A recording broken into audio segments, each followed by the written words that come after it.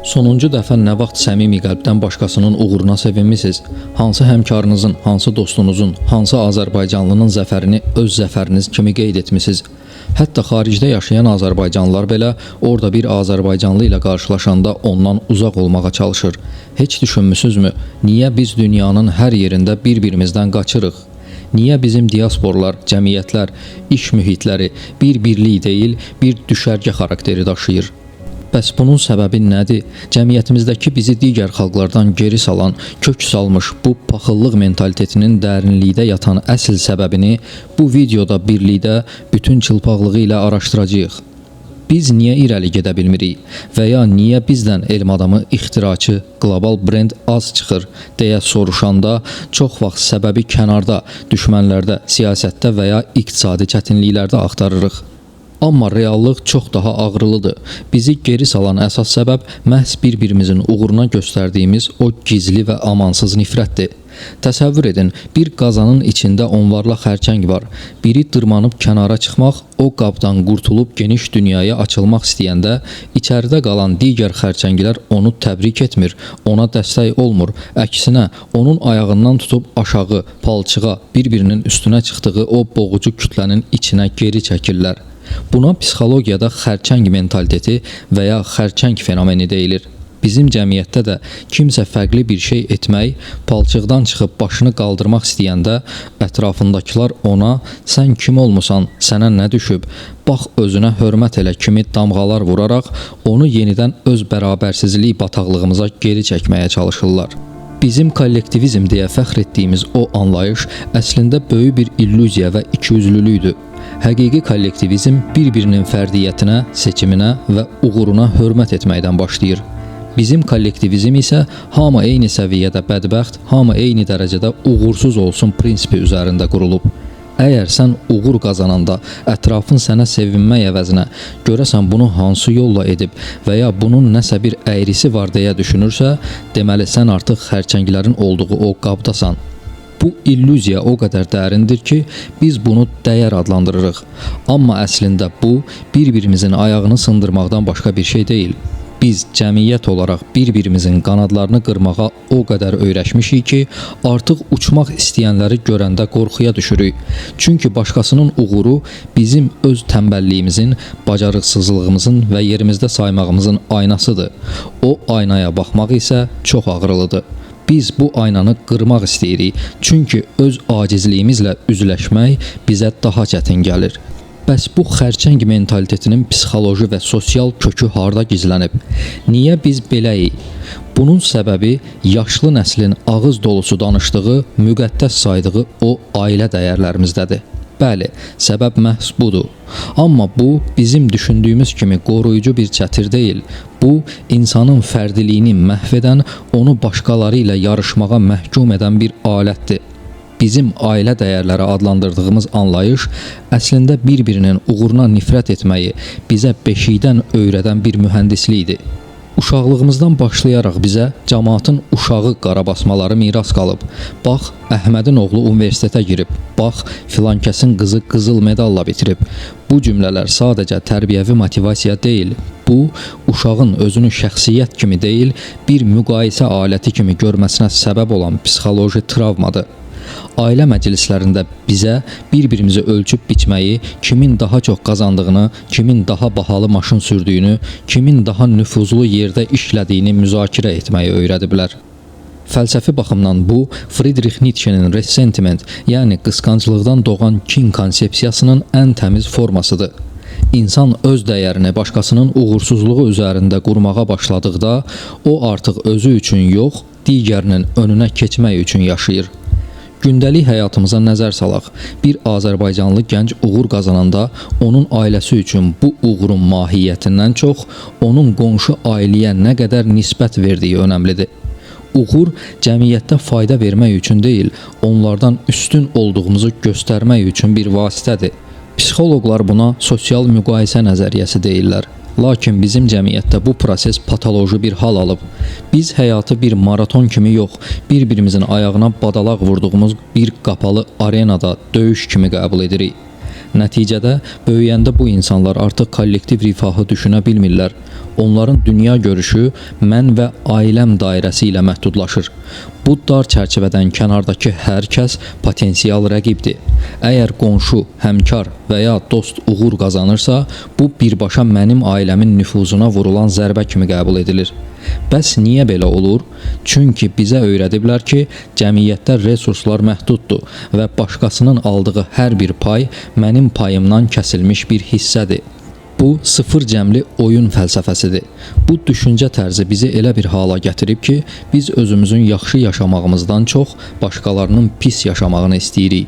Çünki başqasının uğursuzluğu bizim gözümüzdə bizim uğurlu olmağımızın ən rahat sübutuna çevrilir.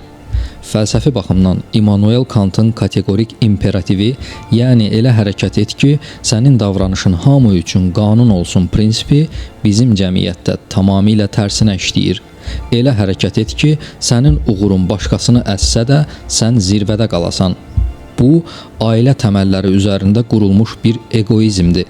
Bizə millət olmağı yox, klan olmağı öyrədiblər. Klan düşüncəsi isə millətin tərəqqisinə düşməndir. Çünki klan öz üzvlərinin xoşbəxtliyini digərlərinin məhvi üzərində qurur. İş yerlərindəki o sonsuz intriqaları, bir-birinin arxasından quyu qazan həmkar münasibətlərini xatırlayın. Bu insanlar pis olduqları üçün bunu etmirlər. Onlar belə tərbiyə alıblar. Onlara öyrədilib ki, əgər özünü göstərmək istəyirsənsə, qarşındakını kiçiltməlisən. Bu uşaqlıqdakı o, qonşunun uşağı müqayisəsinin iş həyatına proyeksiya olunmasıdır. Məktəbdə o səndən yaxşı oxuyur dedikləri kimi, indi də o səndən yaxşı işləyir deyə qorxudurlar. Bu qorxu isə insanı yaradıcılıqdan uzaqlaşdırır və onu ayaq altı oyunlarına yönləndirir. Bizim ailə dəyərlərimizdəki ən böyük çatışmazlıq fərdin muxtariyyətinin tanınmamasıdır. Bizim mədəniyyətdə uşaq valideynin layihəsidir. Valideyn öz həyata keçməmiş arzularını uşağının üzərinə yükləyir və onu bir növ sosial status qazanma maşınına çevirir. Uşaq öz istedadını kəşf etmək əvəzinə ailənin qonşu ilə yarışında qalib gəlmək üçün hansı silahdan istifadə etməli olduğunu düşünür. Belə yetişən bir fərd gələcəkdə bir-birini dəstəkləyən bir cəmiyyət yox, bir-birinin uğuruna nifrət edən, daim qısqanc və kompleksli bir toplum formalaşdırır. Həqiqi kollektivizm isə fərdin azadlığından qidalanır. Əgər bir ailə uşağını başqaları ilə müqayisə etmək əvəzinə onun öz unikal potensialını açmağa təşviq etsəydi, o uşaq başqasının uğurunu özünə təhlükə kimi yox, bir ilham qaynağı kimi görərdi. Amma biz hələ də o köhnə, çürük, qonşu ilə yarış mexanizminin əsiriyik. Biz ailə daxilində mən mərkəzli, lakin kənara qarşı biz mövqeyi tuturuq ki, bu da cəmiyyətin bütün strukturunu zəhərləyir. Bizim ailə dəyərləri dedikdə nəzərdə tutduğumuz o məsum və müqəddəs anlayış təəssüf ki, artıq öz funksiyasını itirərək bir iqtisadi və sosial döyüş birliyinə çevrilib. Ailə burada şəxsiyyəti formalaşdıran bir liman deyil, xarici dünyaya qarşı müdafiə olunan bir qala, daha doğrusu düşmən qüvvələrlə əhatə olunmuş bir klan rolunu oynayır. Bu qalanın içərisində hər şey paylaşılır və dəstəklənir. Amma qalanın divarlarından kənardakı hər kəsə, cəmiyyətə, qonşuya, hətta bəzən dövlətə belə potensial yad və təhlükə kimi baxılır. Bu deformasiyanın ən bariz və sarsıdıcı nümunəsini uşaqlıq xatirələrimizdə, parklarda və küçələrdəki o adi dialoqlarda görürük. Ana övladının əlindən tutub addımlayarkən küçədə dilənən, evsiz və ya çətin vəziyyətdə olan birini görür. Bizim cəmiyyətdə ana övladına nə deyir? Bax, oxuyub öyrənməsən, yaxşı iş tapmasan, sən də bu adam kimi olacaqsan. Bu bizə çox nümunəvi, tərbiyəvi və qayğıkeş bir məsləhət kimi gəlir, elə deyilmi? Amma dayanıb bir anlıq düşünün. Biz bu cümlə ilə uşağın şuuruna nə yeridirik? Biz ona empatiya yox, qorxu aşılayırıq. Biz ona cəmiyyətin həssas təbəqəsinə qarşı mərhəmət yox, o hala düşməmək üçün nifrət etməli olduğumuz bir obyekt kimi baxmağı öyrədirik. Bizim üçün başqasının bədbəxtliyi yalnız bir xəbərdarlıq nişanıdır. Bir fəlakət ssenarisidir ki, ondan uzaq durmalıyıq. Gəlin bu yanaşmanı inkişaf etmiş Qərb və ya Şərqin bəzi mütərəqqi cəmiyyətləri ilə müqayisə edək. Orada eyni vəziyyətdə, yəni çöldə dilənçi və ya evsiz adam görən ana uşağına nə deyir? Bax, oxu, öyrən, böyük adam ol ki, cəmiyyətimizin bu cür insanlarına dəstək olub, onların yaxşı yaşamağına kömək edəsən. Görürsüzmü? Burada qorxu deyil, məsuliyyət var. Birinci halda uğur aşağı düşməmək və cəmiyyətdən qopmaq üçün bir sığortadır. İkinci halda isə uğur cəmiyyəti xilas etmək üçün bir vasitədir. Bizim cəmiyyətdə uğur sağ qalma strategiyasıdır. İnkişaf etmiş cəmiyyətlərdə isə uğur kollektiv rifah alətidir. Bu fərq bizim nə üçün bir-birimizin uğuruna nifrət etdiyimizin də açarıdır. Əgər təhsilin və uğurun məqsədi ancaq mənim ailəmin digər ailələrdən üstün olmasıdırsa, onda başqasının hər hansı bir uğuru avtomatik olaraq mənim ailəmin üstünlüyünə bir təhdid yaradır. Bu bir iqtisadi və sosial döyüş birliyinin məntiqidir. Biz cəmiyyəti bir toxum kimi deyil, bir-birini yeməyə çalışan parazitlərin məkanı kimi görürük. Fəlsəfi cəhətdən bu, Aristotelin vətəndaşlıq anlayışı ilə bizim qohumbazlıq instinktimizin toqquşmasıdır. Aristotel üçün insanın yüksək məqsədi dövlətin və cəmiyyətin bir hissəsi olaraq yaxşı yaşamaqdır.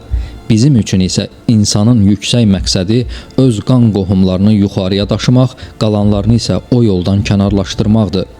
Biz ailəni bir qala etdik, amma bu qalanın içərisində cəmiyyətdən təcrid olmuş, öz egosu ilə zəhərlənmiş insanlar yetişdirdik. İnkişaf etmiş cəmiyyətlərdəki o sosial kontrakt, yəni bir-birimizin hüququna və rifahına hörmət etməyimiz bizdə hələ də formalaşmayıb. Bizim cəmiyyətdə mən və ailəm mövcuddur. Geridə qalan hər şey isə onlardır. Bu, onlara qarşı istifadə edilən hər bir resurs mənim ailəmin büdcəsindən çıxan bir itkidir. Məhz buna görədir ki, uğurlu bir insanın yanında dayanıb onu alqışlamaq əvəzinə görəsən bu pulu hardan qazanıb deyə soruşuruq. Çünki daxilimizdəki o döyüş birliyi instinkt deyil, o uğur qazanıbsa, deməli o bizim ailənin payından uğurluyub deməkdir. Baxın, bu xəstəlik bizim bütün sahələrimizə yayılıb. İstər işgüzar mühit olsun, istər siyasi, istər mədəni. Biz birlikdə böyüməyi yox, tək böyüyüb hamını kölgədə saxlamağa hədəfləyirik. Bu xərçəng mentalitetinin ailə dəyərləri ilə qidalanan ən təhlükəli formasıdır. Biz uşaqlarımıza insan ol, cəmiyyətə fayda ver demirik, özünü qoru, səni vuranı sən də vur deyirik. Nəticədə cəmiyyətimizdə böyük bir etibar böhranı yaranır. Heç kim heç kimə inanmır. Çünki hamı bilir ki, hər kəsin gizli bir ailə gündəmi var. Bizi bu xərçəng mentaliteti bataqlığında saxlayan və sıfır cəmli oyun fəlsəfəsinə məhkum edən tarixi mədəni köklərimizə qayıdaq. Bizim cəmiyyətdə uğur, tarixi təcrübələrin və nəsildən nəsilə ötürülən qorxuların təsiri ilə həmişə təhlükəli bir fenomen kimi qəbul edilib. Yaşlı nəslin bizə miras qoyduğu o məşhur fəlsəfə, başını aşağı sal, işini gör, heç kimə qarışma, qonşudan geri qalma.